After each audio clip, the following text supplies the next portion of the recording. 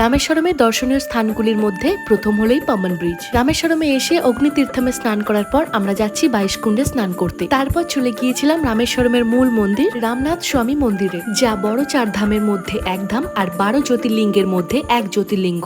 সকাল সকাল একটা গাড়ি বুক করে আমরা বেরিয়ে পড়েছিলাম রামেশ্বরমের দর্শনীয় স্থানগুলি দর্শন করতে। প্রথমে চলে এসেছি the last land of India Dhanushkodi beach বা রামসেতু দর্শন করতে। আজও এখানে সেই ভাসমান পাথর দেখা যায়। এখান থেকে শ্রীলঙ্কার দূরত্ব কাছে হওয়ার জন্য এখানে এলে মোবাইলে শ্রীলঙ্কার নেটওয়ার্ক ধরে। এবার চলে এলাম বিভীষণের মন্দিরে। তারপর গেলাম ডক্টর এপিজে আব্দুল কালাম স্যারের পৈতৃক বাড়িতে। এটি হচ্ছে রামার পদম মন্দির। এই মন্দিরে ভগবান রামচন্দ্রের পাদুকা রাখা রয়েছে। এখানকার প্রসিদ্ধ পঞ্চমুখী হনুমান মন্দির। এটি হচ্ছে লক্ষ্মণ তীর্থম। আর শেষে গেলাম ভিলন্দি তীর্থমে, যেখানে কুয়োর জলের টেস্ট পরিবর্তন হতে থাকে। তারপর খাওয়া দাওয়া সেরে রেস্ট নিয়ে রওনা দিলাম নেক্সট ডেস্টিনেশনে। রামেশ্বরমের ডিটেলস ভিডিও আমার চ্যানেলে দেওয়া আছে, চাইলে তোমরা দেখতে পারো।